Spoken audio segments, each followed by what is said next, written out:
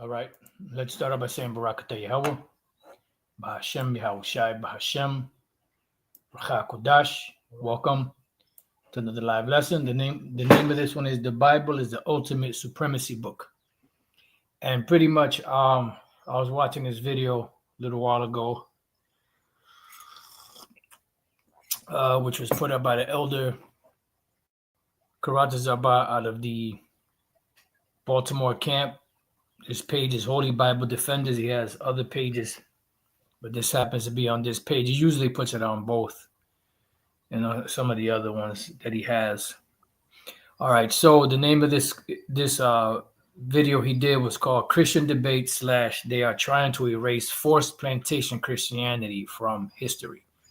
And this individual right here, the light-skinned dude, he talked about, how the Christianity, I forget exactly how he put it, but Adam Coleman, which is this individual here, he said that, that Captain Tazaryak, when he took the floor, so to speak, he went right back to to slavery and the colonization period. I forget exactly how I put it, but something along those lines, and something along the lines that Christianity goes way back to way back. And the point of going back to the time of the, plantation Christianity, as Elder Pastor calls it, and slavery, is because that is when they used the book against us. And this form of Christianity that we have today is nothing more than white supremacist Christianity, where Esau was made to be superior over us, acted superior over us. He had the power over us, and then he used our own book against us. So a lot of different precepts are coming to mind. I pray the Lord brings them back. But I'm going to go through some of them that pop up in my head and, whatever brothers put up. But I looked up the word supremacy first, so we're going to start off with that. And the word supremacy is the state or condition of being superior to all others in authority, power, or status. And the Bible is just that. But the problem is that it was used against us. And when we use the power of the book that belongs to us to stake our claim, they look at us like we're going off, that we're extremist groups and we're a hate group and this, that, and the other. No, we're a truth group. And above that, we are a superior group to all other peoples on the planet, because the Lord only gave this knowledge to the Israelites. All right. When we go to Psalms, which these, anti-Christians hate, the 147th chapter, the 19th and 20th verse, it says, He showeth his word unto Jacob. Who's the He? The Most High. What is the word? This Bible. Who was Jacob? The father of the nation of Israel, whose name was later changed to Israel, Yasha Allah. He showeth his word unto Jacob, his statutes and his judgments unto Israel. Right. Because within the book, the words of the book, you have statutes, which are different laws, sub-laws, and then you have judgments, you have prophecies, you have, destruction that took place at certain time periods, and destructions and prophecies that would occur today. And I'm still waiting for that video from the IUIC where they can show me examples in the scriptures of a prophecy being fulfilled before it was written. Because according to them, the MOTB is a physical thing, but it was fulfilled during the time of Nero. And I want to know, how can a prophecy be fulfilled 28 years before it was even written? So it says, He showed his word unto Jacob, his statutes and his judgments unto Israel. He have not dealt so with any nation. And as for his judgments, they have not known them. Praise ye the Lord. And it means what it says. I had a clown try to tell me years ago, back during the time when we used to go back and forth on the comment boards for hours, that this scripture here doesn't mean what it's saying. But nevertheless, the book is a holy book. This is what makes us holy. The Lord separated us from all other nations gave us laws, statutes, and commandments to govern us by, made us to be a holy people by the book that he gave us, not because of ourselves. The book was what made us holy. Let's go to Romans chapter 7 and verse 12. Wherefore the law is holy, and the commandment holy and just and good. So the scriptures is what's holy, just and good. So how were we made holy? By the Lord giving us the knowledge, wisdom, and understanding of this Bible, this book, this covenant, this agreement, this contract. And he separated us from the other nations. The other nations did not receive a set of rules and regulations to govern themselves by, all put into a book. Now, the nations, because back then, the law before it was written, it was oral. So you have certain cases in certain cultures of certain nations that they uphold certain things that are biblical. Like they're not going to kill each other unless they, there's a beef. You're not going to murder. In certain cultures, they don't commit adultery with another man's wife. Those are just common things. And when you look at the 10 Commandments, the 10 Commandments is just a guideline of what it is to live righteously. And that's why the Lord gave it to us that in that fashion. But there's 613 laws, and they're all centered around loving the Lord thy power with all thy heart, mind, and soul, and loving thy neighbor as thyself. Because when you look at the laws, you're either going to, commit sin or iniquity against the Father, the Most High, Yahweh Bashem Yahushai, or against your neighbor, which is, a no-no. And there are penalties for breaking of these laws. So Leviticus 20 and 22 says, you shall therefore keep all my statutes and all my judgments and do them, that the land whether I bring you to dwell therein spew you not out. And you shall not walk in the manner of the nation which I cast out before you. Right. And what is the manner? The manners are the customs, the laws, the different, ways, their cultures, and the things that they would do to their idols and for their idols. There were a lot of different things that they did, for lack of better words, to their idols in their worship. It says, which I cast out before you, for they committed all these things, and therefore I abhorred them, or what? Avoided them. How did the Lord abhor them or avoided them? Pushed them out of that land. Right? But I have said unto you, you shall inherit their land, and I will give it unto you to possess it, a land that floweth with milk and honey. I am the Lord your power, which have separated you from other people. See, the Lord separated us from other people. How did the separation take place? The separation took place by way of laws, statutes, and commandments that were given to us to distinguish between things that are clean and unclean, between the do's and the don'ts. The other nations didn't have that. They didn't have, a set of rules and regulations that were given to them by the Father of the do's and don'ts, because they are not his people. I want to see the word separated. Badal is to divide, separate. All right. So the Lord separated us to be excluded. See, we are apart from the other nations. Right. And this is why within the law, statutes, and commandments, you have dietary laws, ceremonial laws, and there is a thing of clean and unclean. Things that keep you clean or make you clean or are clean, and things that make you unclean or profane. You shall therefore put difference between clean beasts and unclean, and between unclean fowls and clean. See, and this is why when the Lord told Noah to build the ark, when he took the animals and things onto the ark, birds and all of that, what he took onto the ark was male and female. Now, of the unclean animals, he took 2, the male and the female. Of the clean animals, he took by 7s, the male and the female, which is 14 altogether. Why did he do that? Because of those animals you could eat, the clean, and of the clean animals you also use for sacrifice. Okay? But the clean animals you don't. So all you needed was the male and the female, and that's it. And they would, populate, because you don't eat those. Those were the garbage men of the earth.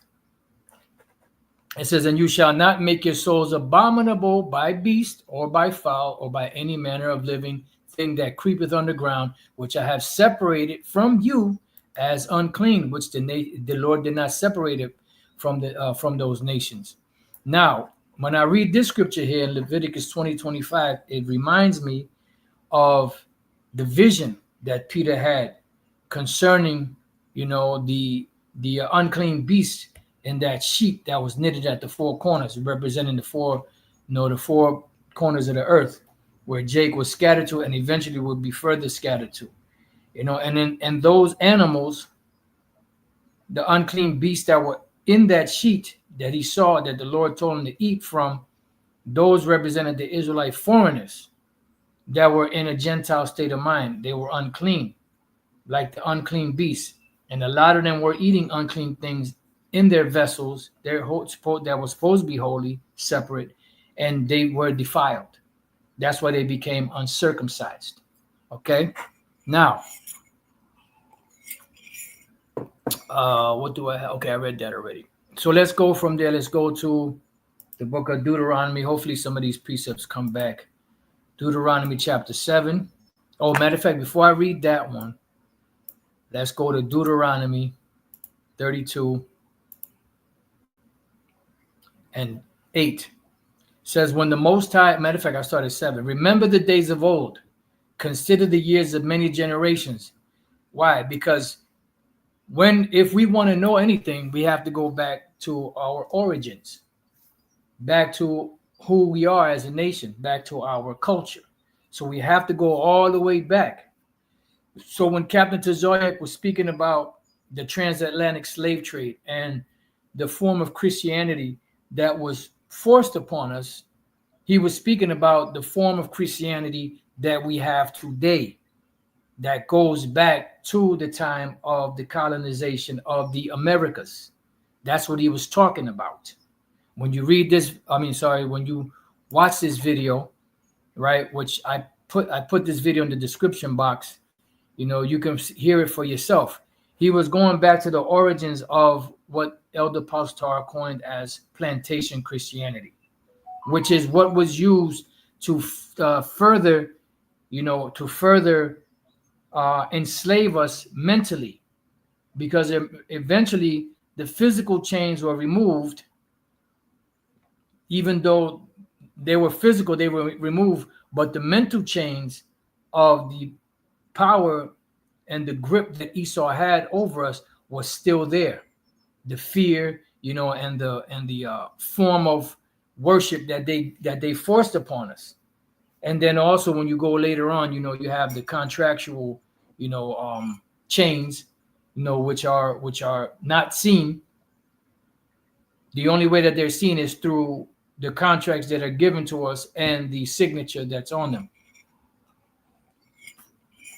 So that chain of Christianity, mental chain of Christianity, of white supremacy, is still alive today. And this is the form of so-called Christianity that's being pushed in the world and here in America, which stems from the Renaissance period, from the time when the devil, Esau got broke free from us and was able to push, his deceit or his deception upon the planet. Now, Deuteronomy 32 and 7. So we have to go back to the origins, because we lost everything. Remember the days of old, consider the years of many generations. Ask thy father, and he will show thee, thy elders, and they will tell thee. And how do we do that? By going back to the scriptures. Going back to the old ways, Jeremiah 6:16. When the Most High divided to the nations their inheritance, meaning when you look at a map, they have a depiction. When you type in the three sons of Noah, the nation's map or something like that along those lines, which the scholars call Genesis the 10th chapter, the Table of Nations. You'll get a sense of where Japheth was, Shem was, and Ham was, right? So every nation under heaven was given their portion of land first. We were the last nation to receive a portion of land, but the portion of land that was given to us was the best land. And that best land was being kept warm and cultivated by the Canaanites. So you got to remember, this curse that Noah put upon Ham's son Canaan wasn't fulfilled till way later. So that land was cultivated by the time that we got to it.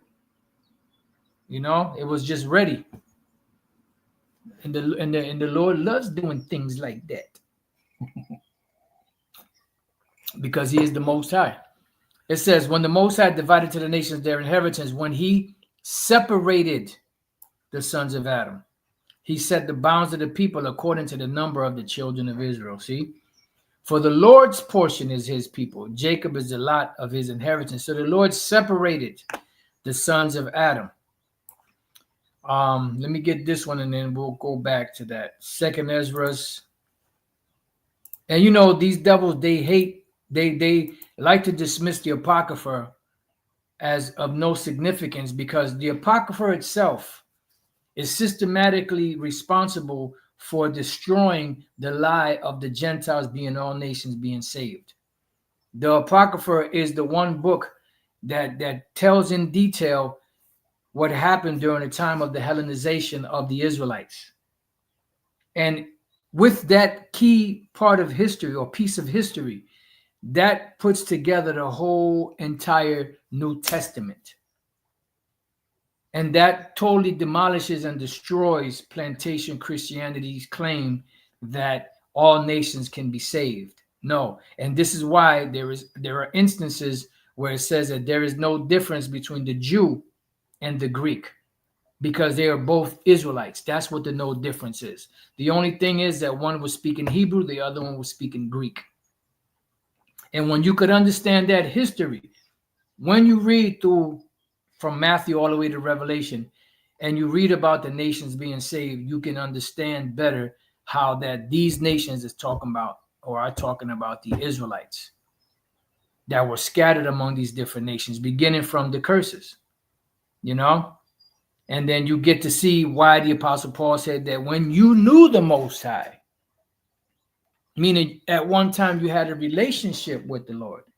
We just read in Psalms 147 that the nations never had a relationship with the Lord. The Lord never gave them the law, statutes, and commandments that made them to be joined to him in marriage. So when we read about words like the reconciliation or reconciled, or reconcile in the scriptures, where the Apostle Paul was speaking to these peoples, we know when we look up that word reconcile, it means to be brought back into the good graces or the favor of someone, or to the friendship of someone.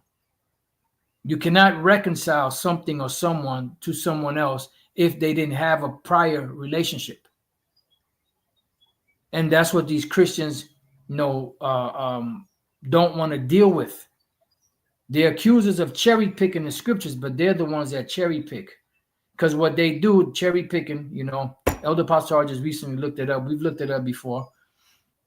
It's pretty much picking of the best, of the best that's there, picking out what you want, the best of what you want, and getting and pretty much pushing the rest to the side. But as the Elder Pastor mentioned, you gotta eat the whole roll. And that's why the Spirit's always on me to speak about the contract. These wacky-tacky Christians do not like to deal with the contract.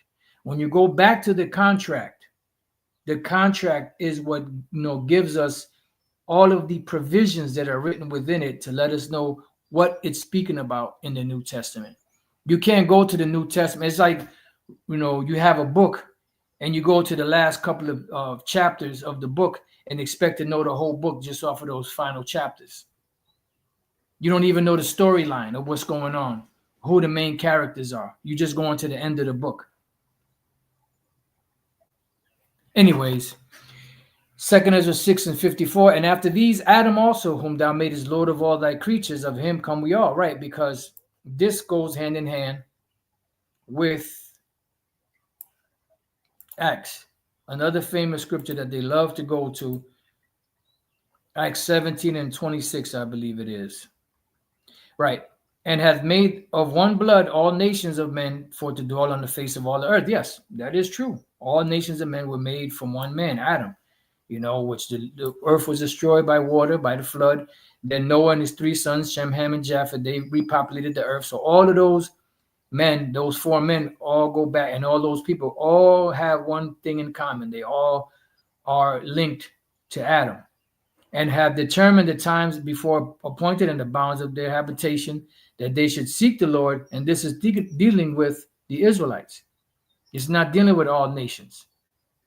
Well, you just added that. No, I didn't. When we read here in 2 Ezra 6:54, and after these, Adam also, whom thou madest Lord of all thy creatures, of him come we all, and the people also whom thou hast chosen.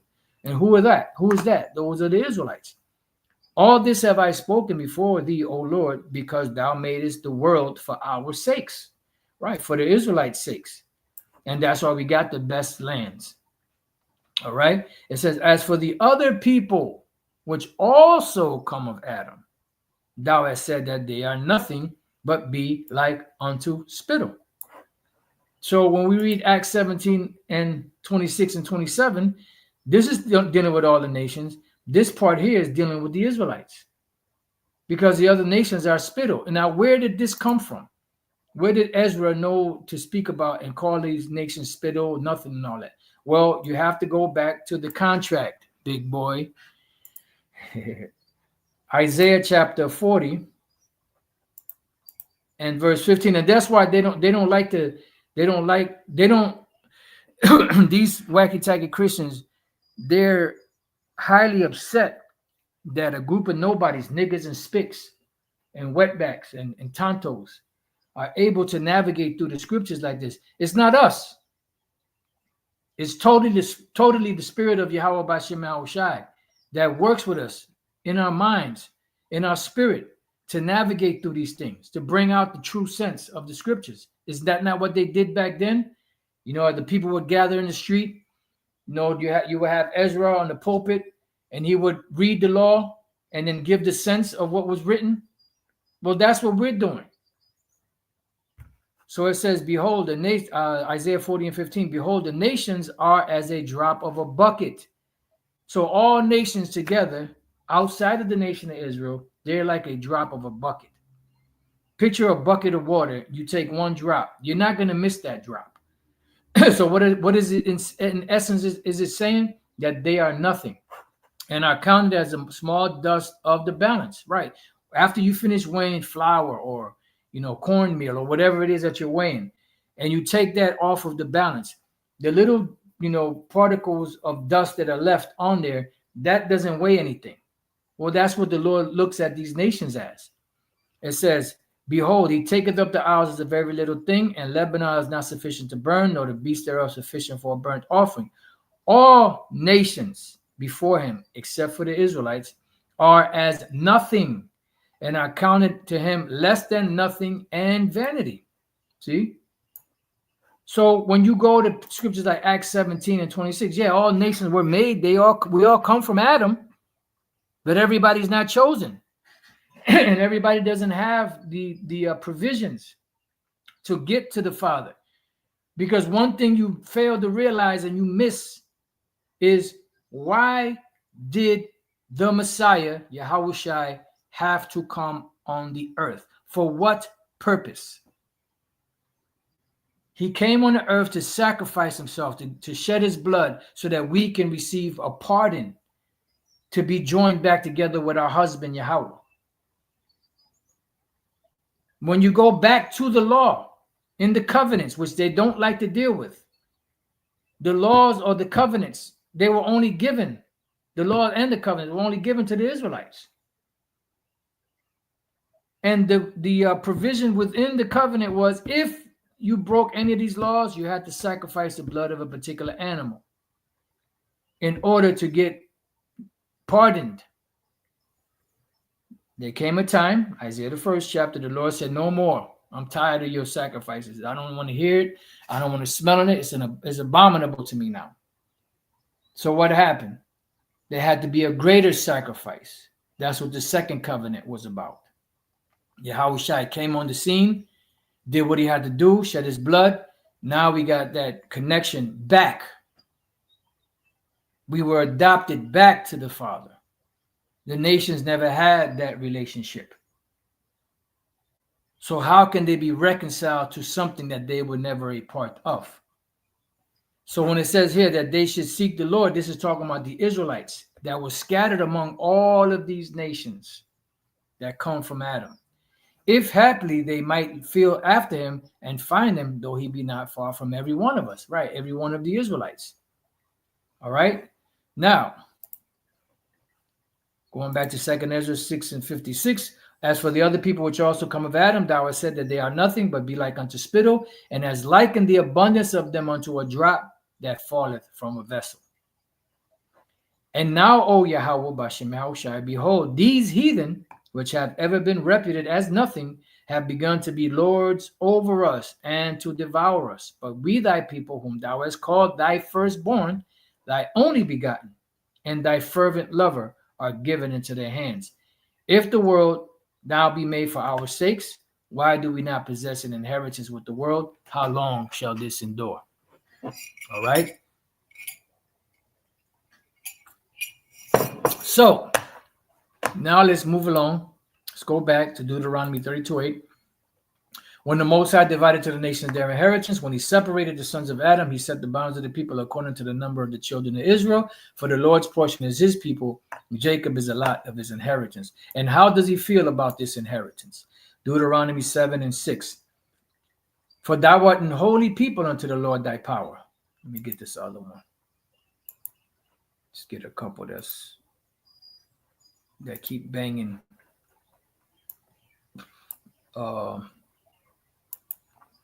Just bear with me.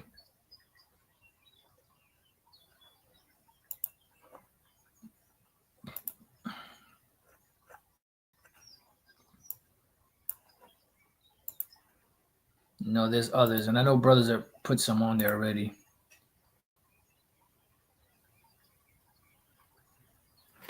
Just bear with me 1 second.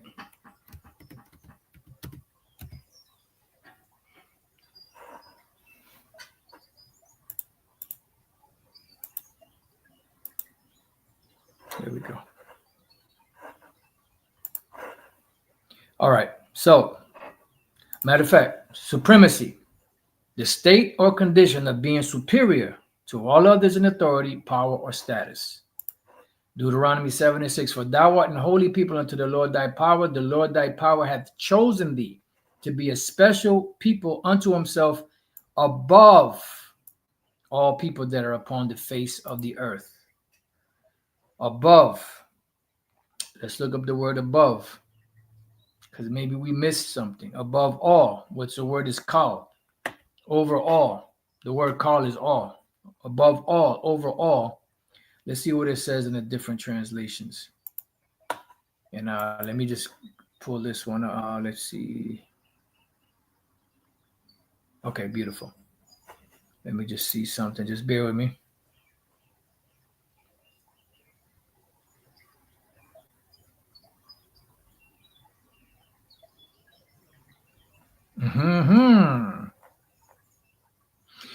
All right. So let's see, NLT. For you are a holy people who belong to the Lord your power. Of all the people on the earth, the Lord your power has chosen you to be his own special treasure. NIV. For you are a people holy to the Lord your power. The Lord your power has chosen you out of all the peoples on the face of the earth to be his people, his treasured possession. All right. For thou art a holy people unto the Lord thy power. The Lord thy power has chosen you to be a special people unto himself above all people that are upon the face of the earth. The Lord did not set his love upon you, nor choose you, because you were more in number than any people, for you were the fewest of all people. But because the Lord loved you, because he would keep the oath which he had sworn unto your fathers, Abraham, Isaac, and Jacob.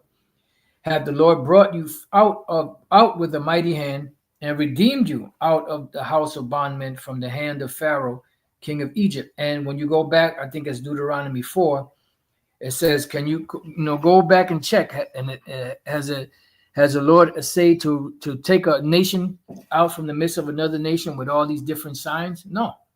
Why? Because all peoples are not the people of the Lord. Did not you have other nations within Egypt?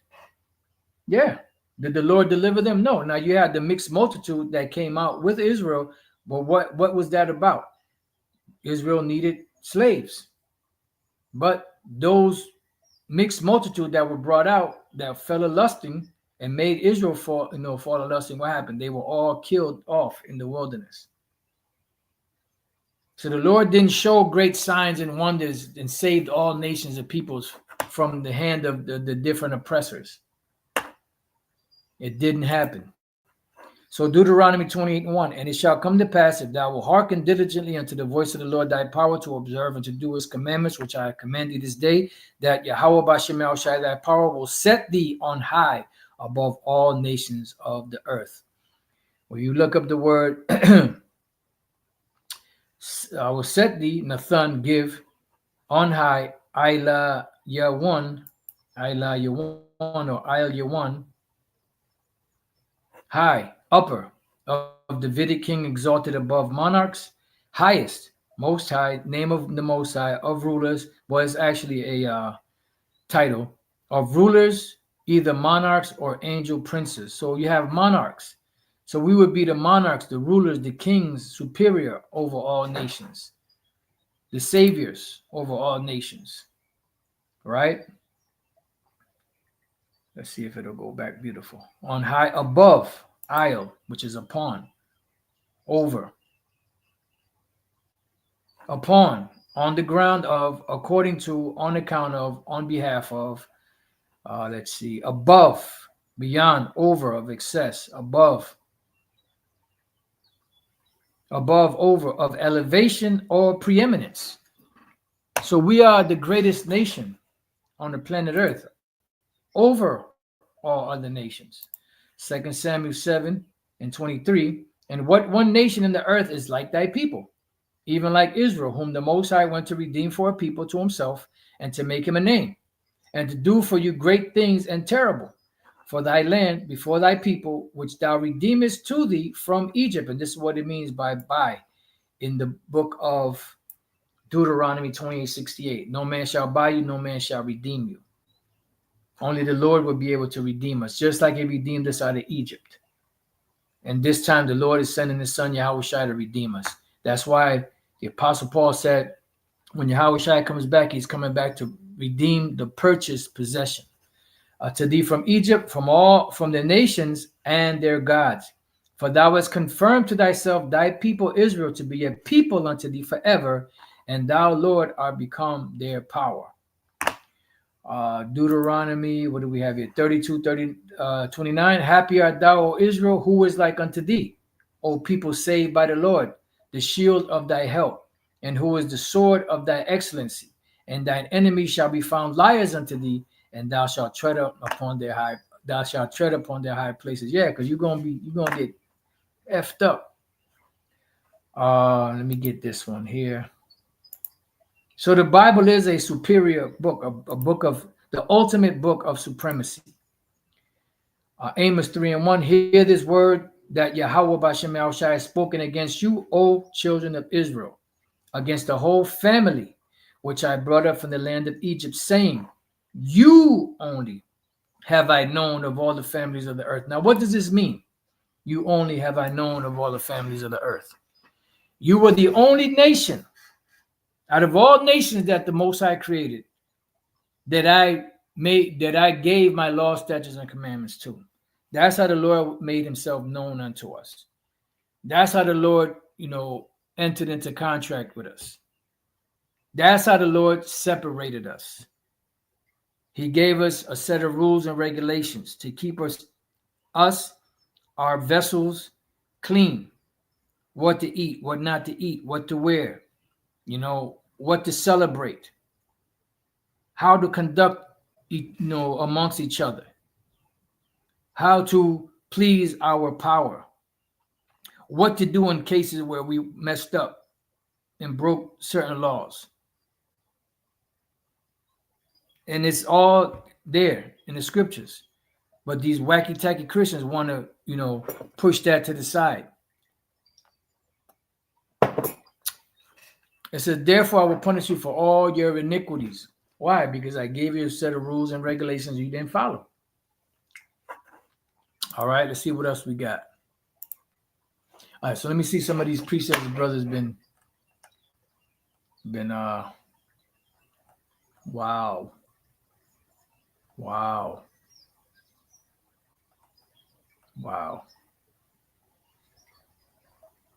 Let me start off here. Salaki, man. If I keep going up, we're going to be here till tomorrow.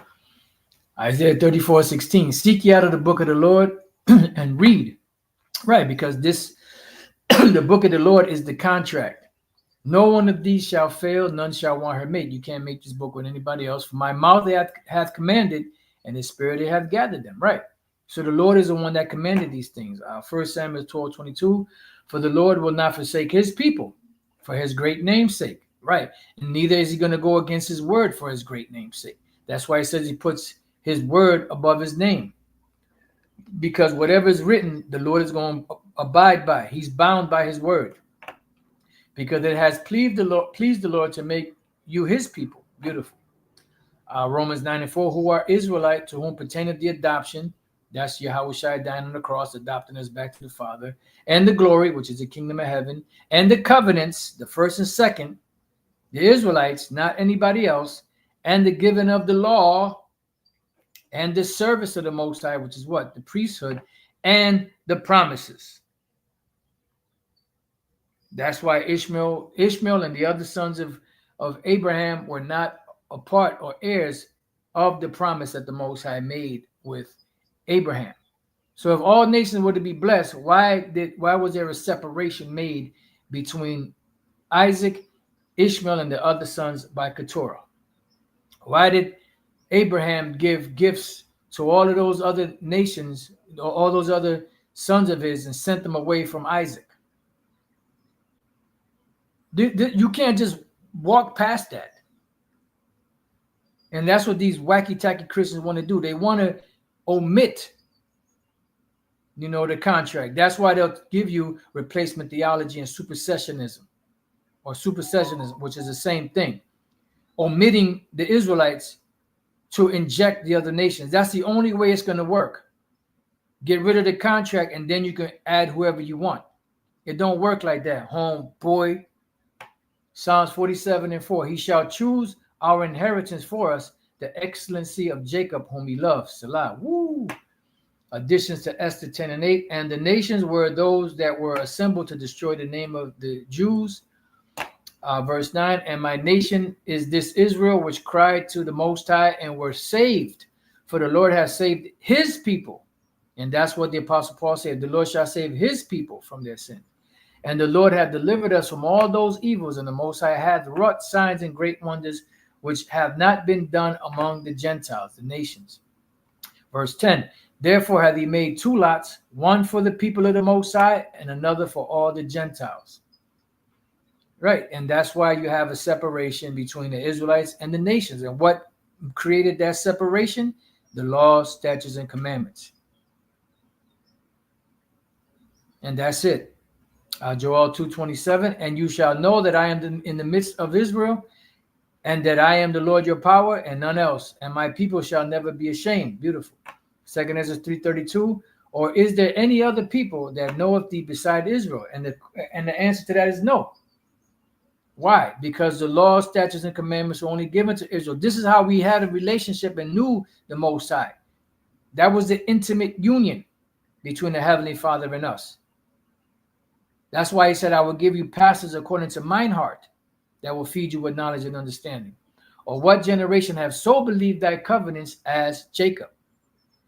Why? Because only the Israelites received this. 2 Ezra 3:36, thou shalt find that Israel by name hath kept thy precepts, but not the heathen, because they were not given this. And they don't have the spirit to be able to attain to these things. That's why when you go back to when the northern kingdom was kicked out of the land, Samaria, right?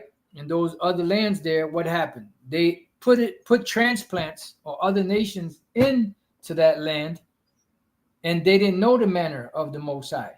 So what happened? Lions were tearing their ass up. So they sent one Levite priest. He taught them the ways of the Lord. They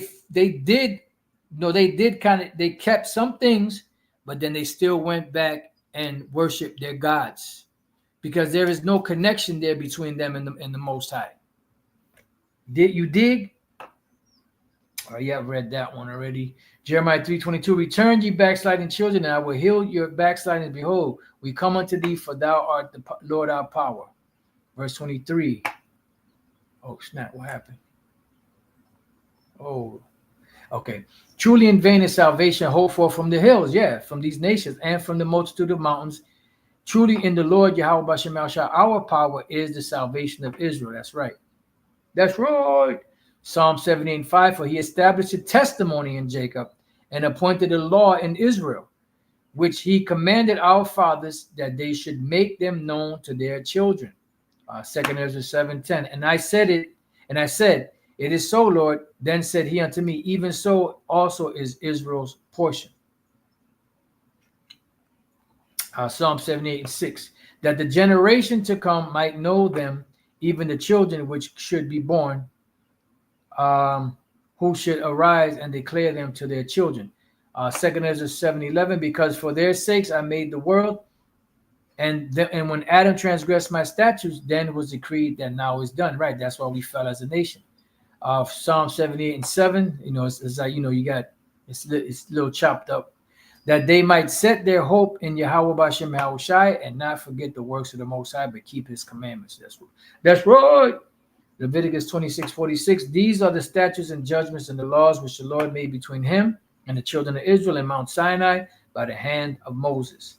Matthew 1:21. And she, Mary, shall bring forth a son, and his father's name was Joseph, and thou shalt call, and he is the son of the Most High Yahweh. And thou shalt call his name Yahushai, for he shall save his people from their sins. 2 Ezra 3:36, thou shalt find that Israel by name hath kept thy precepts, but not the heathen. And the list goes on and on and on and on and on. Let's see. This is Esther 16:15, but we find that the Jews, whom the wicked wretch have delivered to utter destruction, are no evildoers, but live by most just laws. Beautiful. Verse 16, and that they be children of the Most High and most mighty living power, who hath ordered the kingdom both unto us and to our progenitors in the most excellent manner. All right. Yeah, I read that one already. Leviticus 20 and 26. Man. So yeah, man. So only the Israelites are exalted. So the Bible is a supremacy book. The Bible is the ultimate supremacy book. What is the definition of supremacy? The state or condition of being superior to all others in authority, power, or status. Because the nations were created for our sakes, just like the world. They are our servants, and they will go back to what they're supposed to be. Matter of fact, I'm going to leave you with this. Leviticus 25, and because all these laws, statutes, and commandments are going to be reestablished in the kingdom, because these unchristians teach that the laws are done away with. So if the laws are done away with, the part of the second covenant is that the laws will be inserted into our inward parts. So how can it be that the laws are done away with if a part of the second covenant is that we, the Israelites, are going to have the laws in our inward parts? Inquiring minds want to know. All right. Leviticus 25:44. Both thy bondmen and bondmaids, which are slave men and slave women, which thou shalt have, shall be of the heathen, the other nations that are round about you. Of them shall you buy bondmen and bondmaids. Moreover, of the children of strangers that do sojourn among you. These are the actual strangers, not the Israelites that sojourn in the land coming from other lands. Of them shall you buy, and their families that are with you, and of their families that are with you, which they begat in your land, and they shall be your possession. Which is what? Ownership. And you shall take them as an inheritance for your children after you, to inherit them for a possession. They shall be your bondmen forever, but over your brethren, the children of Israel, you shall not rule over them, over another with rigor. Because sometimes you would have a case where Israel will fall in decay and they would become indentured servants. You didn't treat an indentured servant the way that you would treat a regular servant. All right? And all these things are going to be brought back in the kingdom of heaven. Isaiah the 60th chapter is speaking about the kingdom of heaven. Isaiah 61 speaking about the kingdom of heaven and the nations being in captivity, back where they belong, under us. So with that, I pray that you brothers and few sisters have been edified. Till the next time I say, Shalom.